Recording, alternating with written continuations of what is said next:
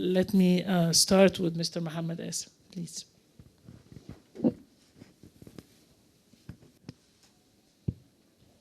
Thank you, Dr. Abla. I'm okay. Thank you very much, Dr. Abla, and thank you, Professor Alvarez, for this impressive presentation. It put us in an area where most of the observers don't go into the details. We hear about the NDP, we hear about the AIIP, but we never knew the intricate details of those two institutions. One of them is a little older than the others. Maybe the AIIB is a little older, and there is the fingerprint or the influence of China in that institution is pretty clear to the reasons that you have mentioned already in your presentation. The New Development Bank, I'm not sure we can call it a China bank because there is equal capital share among all the five founding members. So I'm not sure if we can call that one as China bank. Before I go forward, let me say a few things about myself and China, because I've been dealing with China for many years, even before I visited China.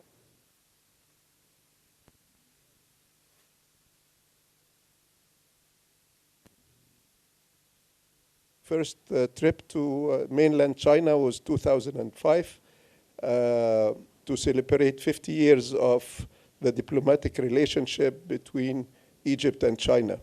And this was really a milestone for China, not only for Egypt, because the diplomatic recognition of Egypt broke the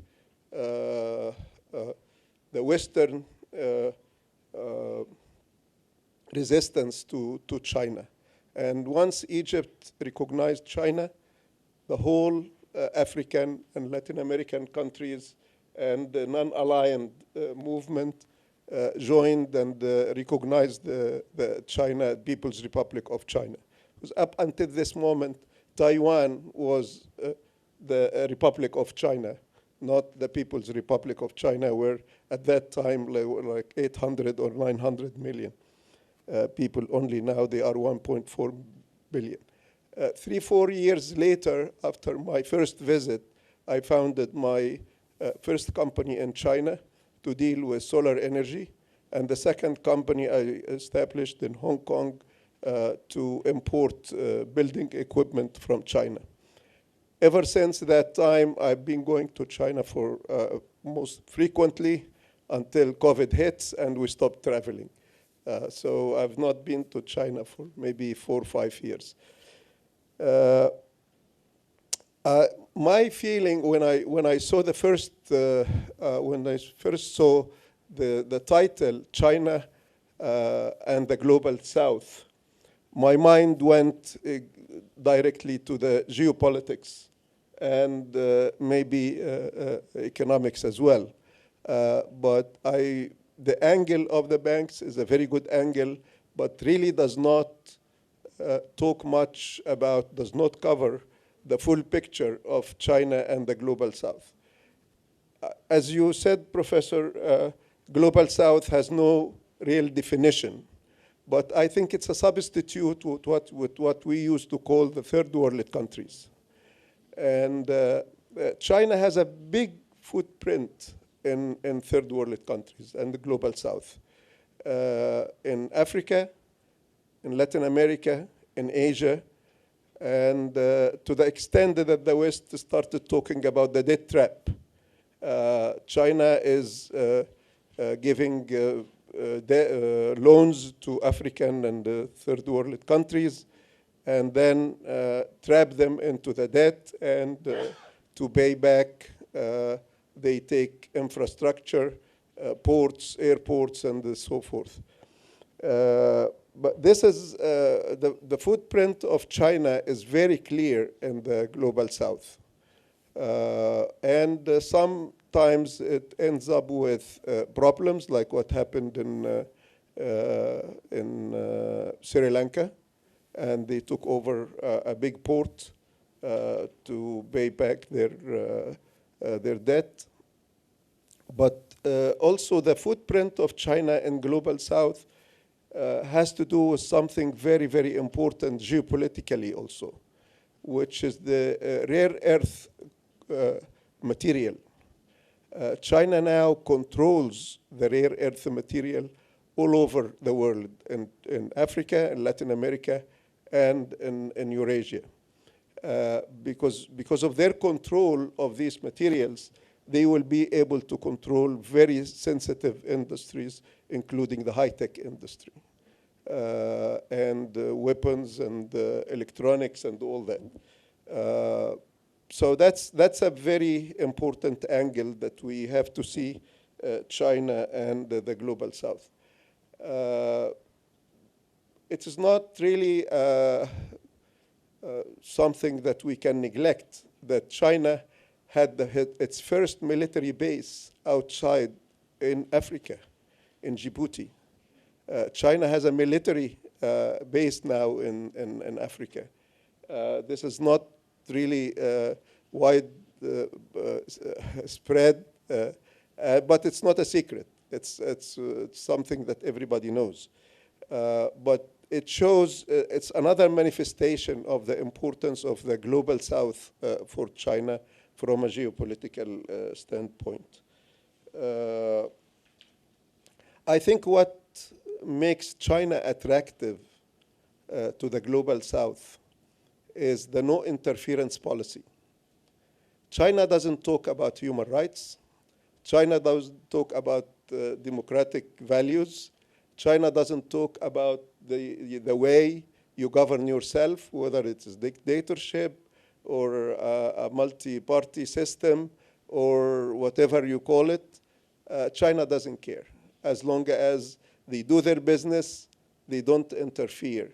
And no interference policy makes China more attractive than the West, because the West wants everything to look like them, regardless of the local culture or regardless of the specifics and the details of other countries. I think that's what I have to say about this China and the global south situation. And I think we will need to look at this more carefully, because despite the fact that a lot of talk now in the West about China is not as in good shape economically, which is true, but China remains the second largest economy in the world after the United States, and it's catching up. China, if it goes from double-digit growth, annual growth rate for maybe 3 decades, now it is single-digit, but still above 5%. And the US does not grow more than 2%. So by 2030, 2035, I think China will catch up. However, on a per capita level, GDP per capita in China will still trail the one of the West and the United States for some time to come. But the sheer size of the country will have its importance. I'll stop here, and thank you, Professor, for enlightened presentation. Thank you, Dr. Abel. Okay, thank you so much for the comments. Thank you for digging deeper into the Chinese black box, okay, because it is a black box, okay? And you are very correct about the rare earth material that's in China.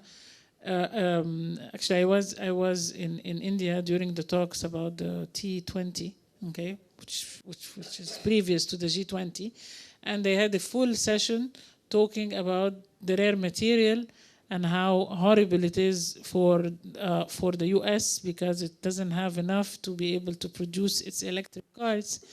And it was all rotating around the fact that China stopped exporting those materials to the US. This is how it came about to the surface. When it was happening before that, okay, it was just taking place and nobody was complaining about China in this area. A very important point that you mentioned also is the fact that they do not interfere with the system, and it is a very attractive country as far as investment is concerned in Africa. In Africa, we love China.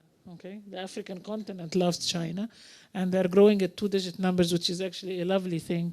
We have never seen this in our lifetime at all. Maybe later in the future we will. Okay, so their 5% is closer to us. Maybe this is bringing things down a little bit.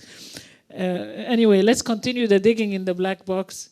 Filippo, you're here. So glad to have you on board with us. You're a Chinese expert with an Italian background. This is a sophisticated thing. So let's see what you say from here.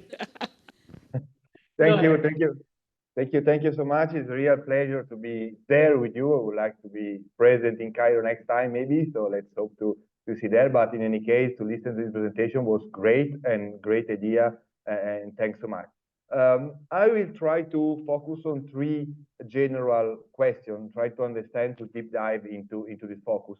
I will try to focus a little bit more on AAB rather than NDB, because AAB maybe has done a little bit more than NDB so far yet. So I have 3 questions. I'll try to raise a few things about them. The first question is, what was China's initial goal with the AAB?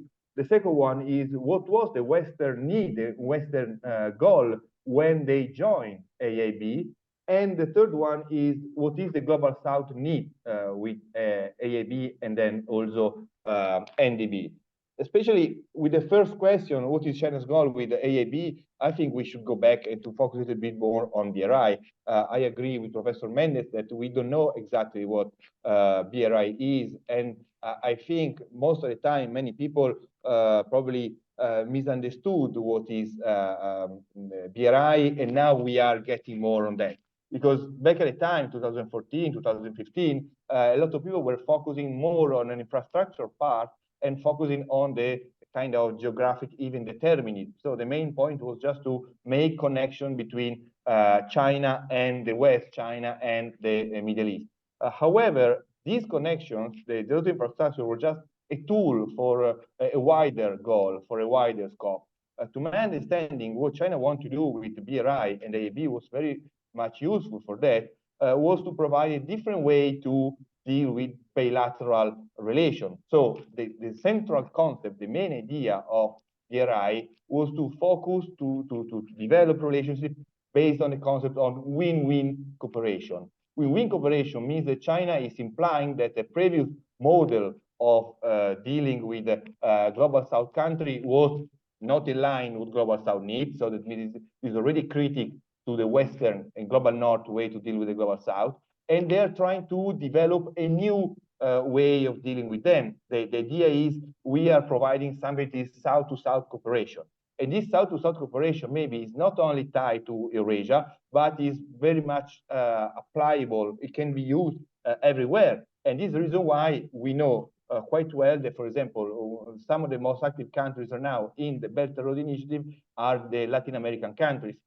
If we were talking about, we were raising this issue 9 years ago, in 2015 or in 2014, nobody would say Latin America will be part of BRI, because BRI is just an Eurasian affair. It was not the case, actually, because I say the way of doing business was much more important than a specific kind of agreement. Then, of course, infrastructure were very much important, because if you win cooperation, you want to present your investment as investment is beneficial for the receiving country, it's very easy to do that, because when you invest in one country, the infrastructure investment stay there in the country. Of course, China was very much able, was very much in oversupply of infrastructure development. So they need to go somewhere else to build. But now, if we look at investment, they're not only in infrastructure. So this was, I think, the main idea. And if you look at AIB, that in the name already is Asian Infrastructure Investment Bank, but as you already mentioned, there are not only Asian countries in that, and we are seeing investment also in Brazil, in Ecuador, and in some other countries that are not Asian. So the point is not just the geographical part, but the way of doing investment, of doing business. That means that the critique from the global south perspective to the global north way to do things was very much present already at the time, and probably is something that we really should focus on. And that's why I think that answer to BRI,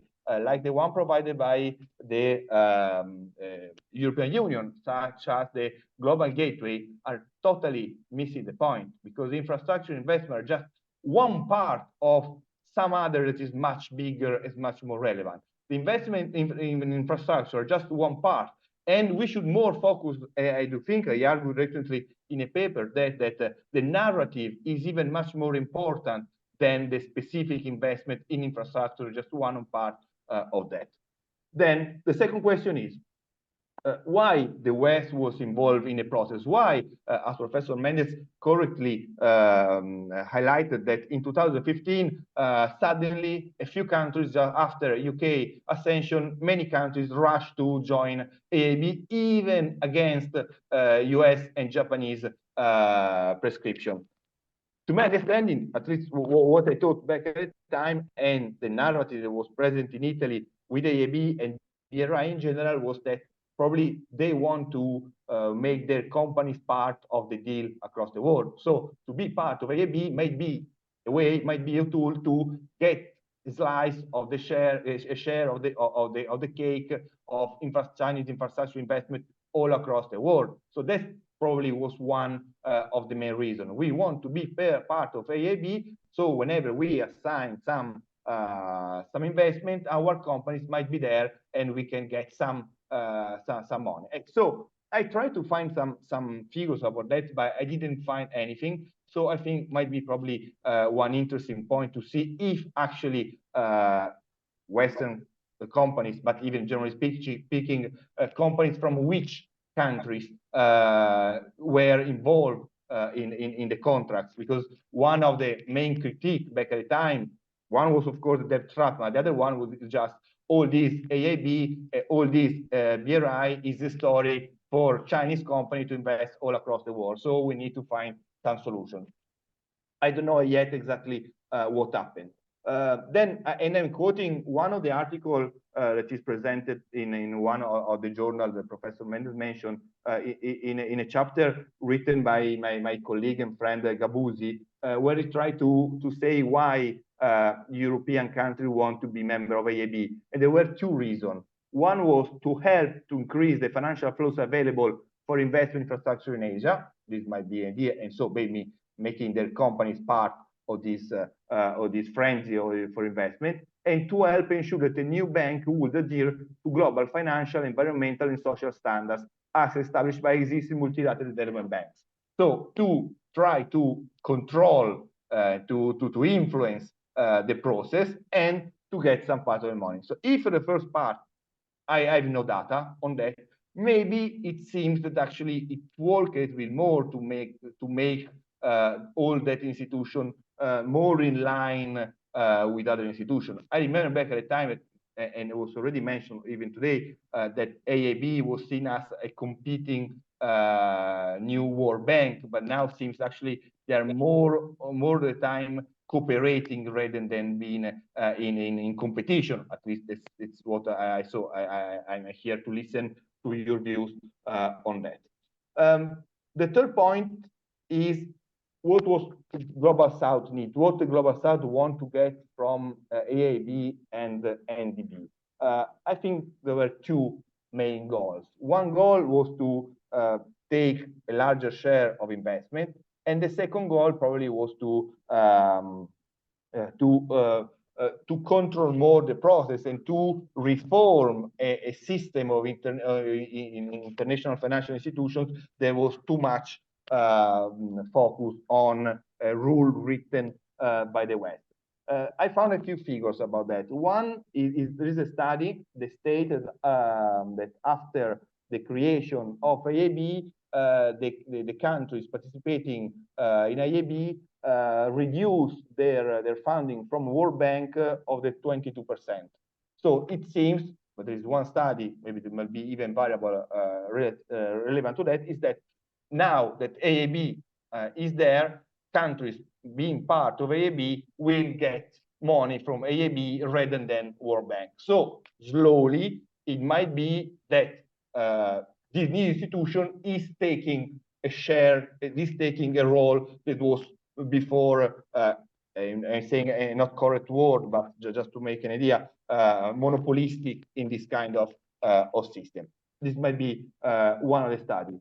The other one is trying to create, to have a better control of the system and to do something else. And still probably is too early to state. There are some other figures that say, for example, that the investment in climate finance by AAB and NDB are still very much lower than what World Bank is doing. What I'm reading here from a report I found recently is that climate finance investment from AAB is $2.3 billion.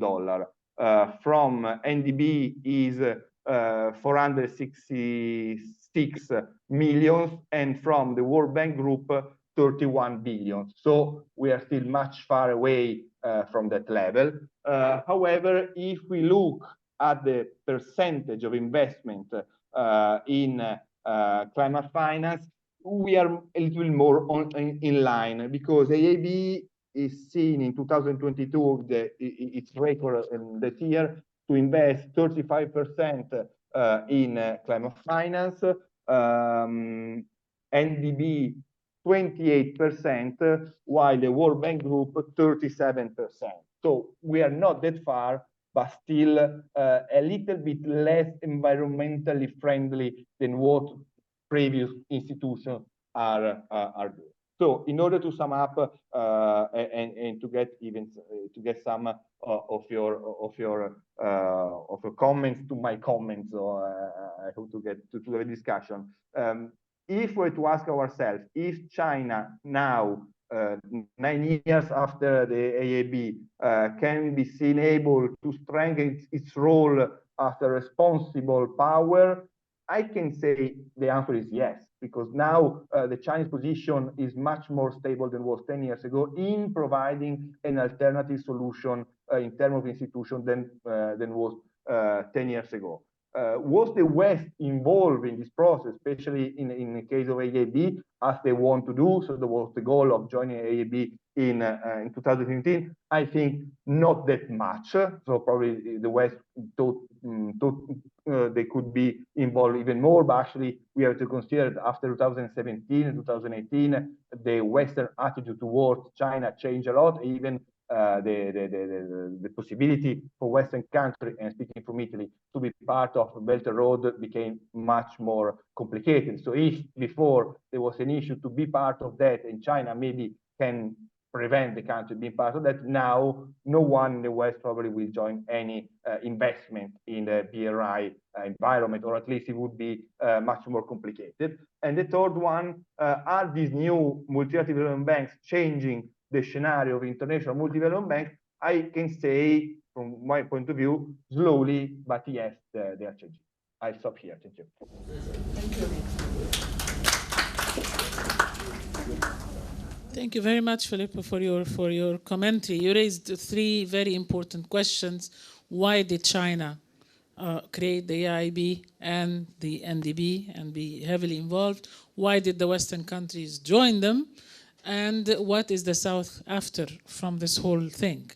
The answer to I'm summarizing very quickly. The answer to the first question is that China saw that its old model was not the one that is functioning well with the South. The South needed infrastructure investments, and so they decided to get involved in this. The Western countries thought they could get a bit of money for some of their infrastructure projects. That's a very honest way of saying it. The second one was they were trying to influence the world and influence the way the bank is operating, and by being there with China to sort of manage things. And they didn't do that, all right? It's acting as another bank. And the third one, the Global South, by joining this was hoping to have better financing than what they're getting from the World Bank. And it's really not happening. The Global South is still not satisfied, Filippo, with anything that's happening.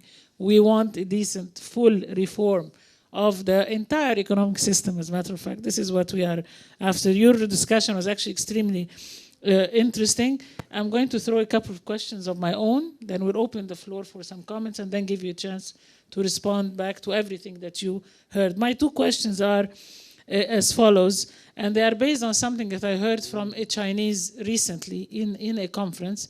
Everybody's talking about Chinese trying to influence the world, trying to control the world, and he was saying, we are not trying to do any of this. Okay, we are after the technical level, we are after the development, the expertise in the technology, but it's not the geopolitical game. The geopolitical game is the game that's being played by the US because they could not compete with us at the first front. Okay? And the US is having troubles accepting China's existence. They wish the earth would open, Cinderella story, yeah? The earth would open, swallow China and hopefully Russia as well, and then they will live happily ever after. And it's not happening. So the fight there is still going on, and the big question is whether what China is doing with the banks and other activities really taking it to being the first one economically as an economic is an economic power. And if these two banks are operating the same way as the World Bank, then, like I said, this is too far from what the South is after. And can the BRICS, with its present structure, take the world forward? All right.